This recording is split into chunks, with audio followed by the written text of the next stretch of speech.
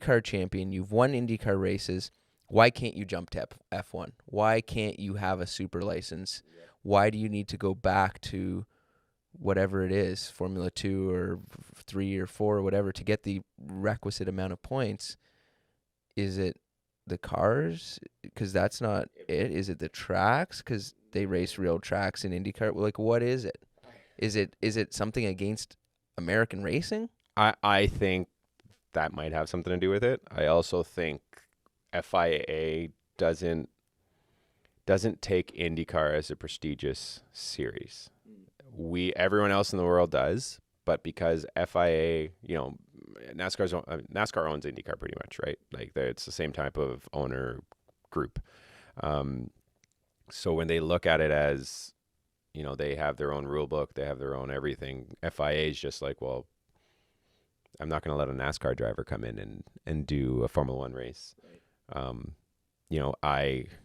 I think it's stupid that if you win an IndyCar championship and multiple races in IndyCar and do unbelievably well in IndyCar, that you can't go into an F1 car. You have to do all these tests and stuff like that. I think that it should be, brought into effect that if you race IndyCar and you've won this many races or just win the championship alone, you should have enough points to go to your super license, or just say you need to do 3 tests in a car and then you can get your super license. The fact that Patricio Ward, Herta, Newgarden, all these guys that are winning and dominating IndyCar right now, are not allowed to go and race an F1 car, but a kid that is 17 years old that was lucky enough to do F3, F2, and because he's done enough, or an 18-year-old that's done enough races in the junior ranks of F1, all of a sudden he's okay to go race F1, where, to be honest, I'd put Patricio O'Ward in that grid and in any of those cars, and he would be back to, like, he would go blow for blow with his teammate, or if not, get points out of it.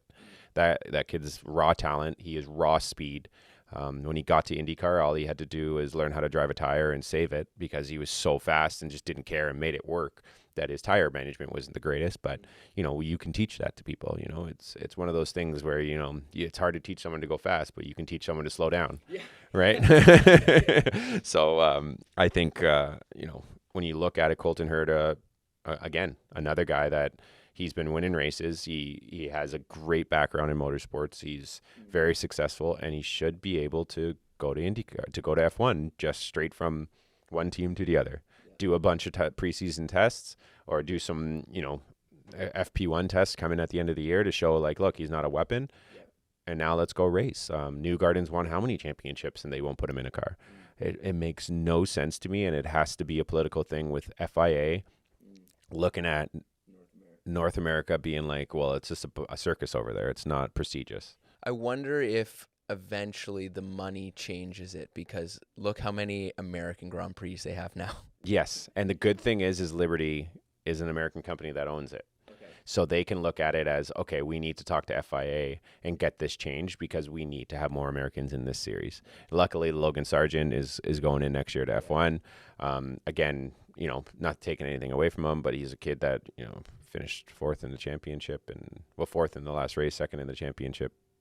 It's like, yes, I get that you're successful in that type of car, but put him in an Indy car and let's see how he does. A lot of these guys jump into Indy cars and they struggle a little bit at first, because they're like, this is a hard car to drive, and that they get it because their talent comes through and they understand how to drive it. But I honestly don't understand how, like I said, a kid that young is able to jump into an F1 car when, I bet you if they tried to put Will Power into it, who's just won the IndyCar championship, they would say no. And Will Power is one of the best IndyCar drivers in history. Yeah, all time, real race car driver.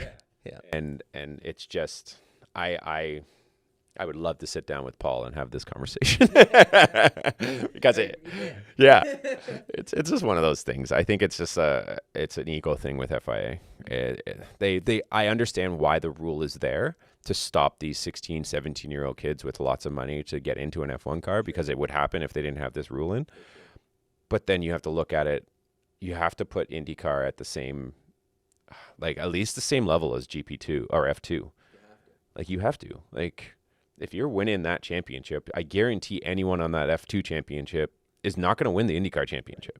So how is it possible that, and they run ovals. So they're running a totally different, type of track. Yeah.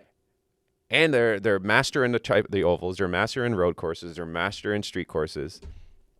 And how do you not give them the license to go race in F1? It's just doesn't make any sense. There's a lot of F1 things, like even expanding the, Andretti wants to move to F1. He wants to start an F1 team. They're like, yeah, it's $400 million to start. Who's saying that? That's what it is to buy into F1 as a new team. Oh. Yeah. Double the cap to buy into F1. Okay. And then you have the cap. FIA. Okay. FIA and F1.